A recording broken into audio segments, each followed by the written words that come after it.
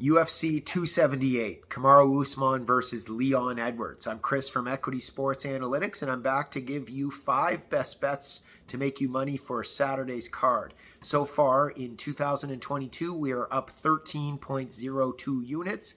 Last year, 2021, we were up 51.3 units. We are professional sports bettors. We make an income from betting on sports. If you like this content and you want to see all of our bets for this card and all the others, you can check us out on Patreon or at our website, www.equitysportsanalytics.com. Let's get into the fights. First pick, this is a very interesting situation. We have Merab Dvalishvili versus Jose Aldo. So Aldo is the legendary featherweight here. He fought at lightweight as well. He is the veteran. We check out our experts. We poll 20 experts for the week when we do our numbers. We look at only the casinos and we look at who the experts are picking to coincide with where the money is going, if the line movement is sincere or not.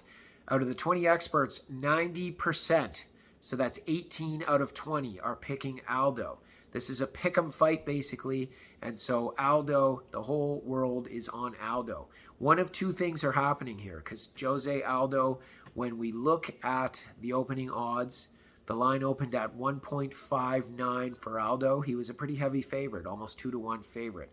Now Merab Dvalishvili is the slight favorite. You can get him at 1.76 at Pinnacle, all the way up to 1.85. I see CoolBet has the best price in the market. So one of two things has happened here. Everybody betting $50 is betting on Jose Aldo, and everyone betting $500 is betting on Merab. That's a combination, one thing that's happening. Also, if that is not happening everywhere, the casinos are going head-to-head. They just think Merab's going to win, and they're happy to take as much money as anyone wants to on Aldo, because this line is unbalanced. There's a lot more money, a lot more bettors on Aldo, yet the line is moving the other way. All the experts are constantly recommending Aldo, and you're getting a better price going up to fight time. It's insane. This is a massively trapped line. Aldo could win, but Merab is the sharp play here. We are taking Merab. We're laying 1.76 units to win 1.5. Also a small factor. Sorry, not a small factor, a big factor. This fight is in Salt Lake City, Utah, at an elevation of 4,226 feet. And so gas tanks are going to be a big deal. Aldo has a bit of a gas tank issue, and certainly a massive gas tank issue compared to Merab, who has one of the best gas tanks in MMA history. And so this fight favors Merab. We're going to go into our second bet here. We have a bet on the over-under, a prop bet. We have fight doesn't go to decision. You can get that at 2.60 in the marketplace. We love this contrast of styles. Merab is the wrestler. He's also a high-volume guy. Aldo has the power, and he's more of a striker. Aldo has the 90% takedown defense, which is a big deal, but he's never faced anyone like Merab. This fight is at elevation, again, so whoever, if somebody gasses out, somebody's going to look like a minus 400 favorite here. Either Aldo's going to stuff the takedowns and then box the shit out of Merab and knock him out, or Merab is going to wear on Aldo and finally get him out of there. Somebody's going to break in this fight. We think that this fight is 50-50 to go to decision. We're getting 2.60 odds. We have massive positive EV. We're laying 1.5 units to win 2.4. That's our second bet of the night. Third bet of the night, we have Leonardo Santos versus Jared Gordon. So Leonardo Santos is 42 years old. He's a jiu-jitsu specialist who is an awesome striker.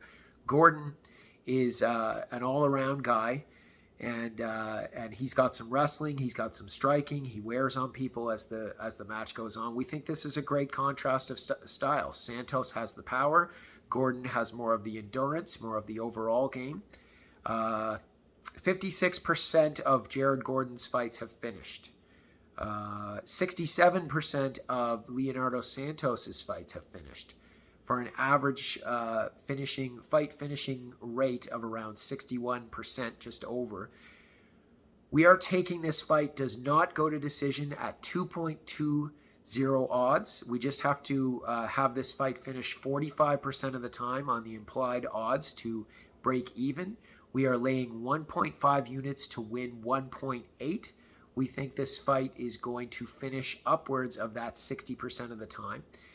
Even though most of their professional fights, half of them have been outside the UFC, which means that the finishing rate for both fighters should go down, we think that it's going to be about the same. This fight has about a 60% chance of finishing because Santos is 42 years old. He's a guy that will break. If he doesn't break Gordon in the first round or early second, he's probably going to break, and Gordon's going to get him out of there.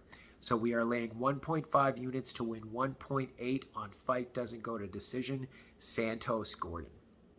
Fight number 4, bet number 4, Paulo Costa versus Luke Rockhold, the veteran. He's coming back after around a 3-year layoff.